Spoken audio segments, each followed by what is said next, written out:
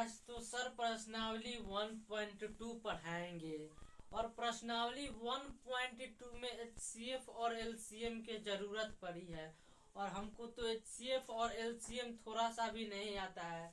तो कैसे हम वो चैप्टर बनाएंगे, बहुत दिक्कत होती है मैथ में। हाँ, तो इसका सवाल राजू सर के ही पास मतलब इसका हल होगा। तो चलिए हम लोग राजू सर के पास चलते हैं और कहेंगे सर एचसीएफ और एलसीएम हमें बेसिक से पढ़ा दीजिए। तो चलिए हम राजू सर के पास चलते हैं, वही इसका हल समस्या का ढूंढ पाएंगे। नमस्कार दोस्तों, स्वागत है आपका हमारे YouTube चैनल पे। तो जैसा कि आप देखे हैं कि बहुत सारे बच्चों को प्रॉब्लम होती है एचसीएफ और एलसीएम बनाने में, बहुत सारे बच्चों को कंफ्यूजन होती है और प्रश्नावली 1.2 में आप लोगों का एचसीएफ और एलसीएम पे ही आधारित प्रश्न है। तो आप लोग वीडियो में अंत तक बने रहिएगा। आज एकदम तांडव होने वाला है एचसीएफ और एलसीएम का। आज हम लोग ऐसा एचसीएफ और एलसीएम बनाना सीखेंगे कि जिंदगी में कभी इसका जरूरत ही ना पड़े दोबारा। ठीक है, तो चलिए हम लोग बिना टाइम वेस्ट किए शुरुआत करते हैं। तो हम लोगों का है यहाँ पे एलसीएम एंड एचसीएफ। आप लोगों को पता होगा एलसीएम का फुल फॉर्म क्या होता है, लोएस्ट कॉमन मल्टीपल। एल से लोएस्ट, सी से कॉमन, एम से मल्टीपल। एचसीएफ का highest common factor, highest common factor. अब देखिए हम नहीं लिखे हैं, अगर कहिएगा तो आप लोग लिख देंगे। एलसीएम का होता है लोएस्ट कॉमन मल्टीपल। और लोएस्ट मतलब सबसे पहले आप लोग जान लीजिए लोएस्ट मतलब क्या होता है, कॉम। इसका नाम होता है highest common factor HCF. LCM का देखिए LOWEST, lowest common multiple, multiple हो जाएगा। और आप लोगों का एचसीएफ का हो जाएगा हाईएस्ट, हाईएस्ट कॉमन, यहाँ पे कितना हो जाएगा, फैक्टर हो जाएगा। यही आप लोग का क्या होता है, एचसीएफ का फुल फॉर्म होता है। नहीं पता होगा तो आप लोग देख लीजिएगा। अब देखिए लोएस्ट तो इसका नाम है, बट आप लोग जानते हैं इसका नाम लोएस्ट है, छोटा है, बट इसका जो मान आता है, जो वैल्यू आता है, जो आंसर आता है, बहुत बड़ा आता है। इस हाईएस्ट से भी बड़ा आता है। और ये हाईएस्ट बेचारा का नाम क्या है बहुत बड़ा नाम है हाईएस्ट। नहीं कहते हैं नाम इतना बड़ा है करनी कुछ ना है। एक हाईएस्ट नाम है भले, एक करनी कुछ ना है, हमेशा एक बहुत कम। हाईएस्ट भले नाम है लेकिन आंसर बहुत शॉर्ट आता है, छोटा आता है लोएस्ट से। अब सबसे पहले आप लोग जान लीजिए एलसीएम मतलब होता है लसप, लघुतम समापवर्तक, एवं एचसीएफ मसप, महत्तम समापवर्तक। अब देखिए आप लोगों का एलसीएम दो प्रकार से बनता है, एचसीएफ भी दो प्रकार से बनता है।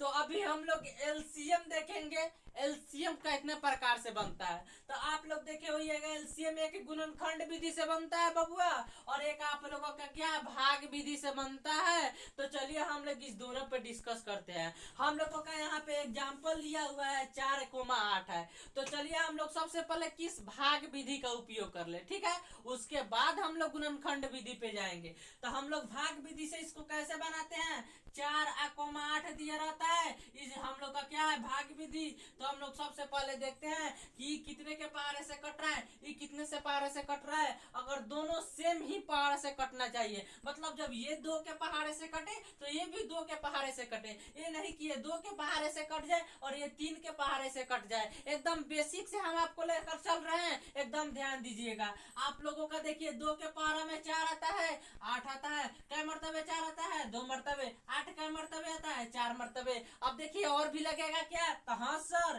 यहाँ 2 के पारा में और 4 भी आता है। तो चलिए हम लोग एक बार और लगा देते हैं, 2 एकम 2, 2 दूनी 4, हो गया, हो गया। यही हम लोग का क्या होता है भाग विधि होता है। अब भाग विधि से हम लोग उतार देंगे 2 गुने 2 गुने 2, 2 दूना 4 दूना क्या आया, 8 आया हम लोगों का। अब देखिए हम लोग क्या करेंगे, गुणनखंड विधि निकालेंगे। हम लोग का कितना है यहाँ पे 4 है, और कितना है 8 है, एवं 4 और 8 का हम लोग यहाँ पे गुणनखंड करेंगे, 2 दूनी 4, उसके बाद कितना 2 एकम 2, फिर 8 का हम लोग गुणनखंड करेंगे, 2 दूनी 4, फिर 2 दूनी 4, 2 दूनी 1, हो गया। देख लिए। अब 4 का आप लोग देखिए कितना है, 2 गुने 2 गुने 1, 8 का देखिए देखिए कितना है, 2 गुने 2 गुने 2 गुने 1।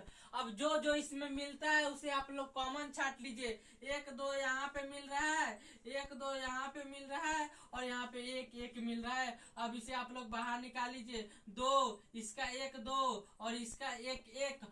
और देखिए इसमें क्या होता है, अब जो इसमें बच जाता है उसे भी हम लोग लिखते हैं इंटू में 2। एलसीएम में आप लोग देख लीजिए क्या, गुणनखंड विधि से बनाने में अगर जो आपका बच जाता है उसे भी हम लोग लिख लेते हैं। ठीक है, 2 दूनी 4 दूना 8, दोनों का आंसर सेम आया। दोनों मेथड आप लोग सीख लिए। अब चलिए एक और एग्जांपल है, 8 16। हम लोग इसे पहले भाग विधि से बनाते हैं, तो 8 एवं 16 को आप लोग भाग विधि से बनाइए। तो 2 चौके 8, 2 8 16, 2 के पहाड़े से 2 मरतबे, 2 के पहाड़े से 4 मरतबे, 2 के पहाड़े से 1 मरतबे, 2 के पहाड़े से 2 मरतबे। कितना, 2 गुने 2 गुने 2 गुने 2। 2 दूनी 4 दूना 8 दूनी कितना हुआ, 16। अब चलिए आप लोग इसे क्या गुणनखंड विधि से निकाल कर बताइए। गुणनखंड विधि से निकालने के लिए क्या है, 8 है, ये क्या है, 16 है। 8 का हम लोग गुणनखंड निकाले हुए हैं, 2 2 2 कितना बार है, 3 टाइम्स, 2 गुने 2। अब 16 का आप लोग निकाल लीजिए, यहाँ पे 16, तो 2 से आपका क्या हो जाएगा, 8। यहाँ पे 2 से कितना हो जाएगा, 4, 2 से 2, 2 से कितना आया, 1 1 2 3 4 2 आया, 1 2 3 4 2 लिख दिए। एक आप लोग लिख दीजिए, नहीं लिखिएगा तब भी चलेगा। अब देखिए कौन कौन मैच खाता है, 1 1 1 1 कितना, 2 इंटू 2 इंटू 2 3 मैच खाया, और यहाँ पे 1 बच गया, यहाँ पे उसको भी उतार लीजिए। 2 दूनी 4, 4 दूनी 8, 8 दूनी 16 आ गया आप लोगों का। आशा है कि आप लोग दोनों विधि सीख गए होंगे एकदम कटाक से। आप लोगों के लिए होमवर्क यहाँ पे देख लीजिए, आप लोग यहाँ पे 9 6 यहाँ पे बनाकर आप लोग कमेंट में आंसर दीजिए, गुणनखंड विधि से भाग विधि से। समझ में आया कि नहीं, नहीं आया फिर से बताएंगे, फिर से आप लोग कमेंट कीजिए कि सर नहीं आया। अब चलिए हम लोग दूसरा एलसीएम बना लिए, एचसीएफ पे चलते हैं दोनों मेथड के साथ। अगर नहीं आया तब कहिएगा, जिंदगी में कभी नहीं भूलिएगा। इसके बाद हम लोग क्वेश्चन की प्रैक्टिस करेंगे।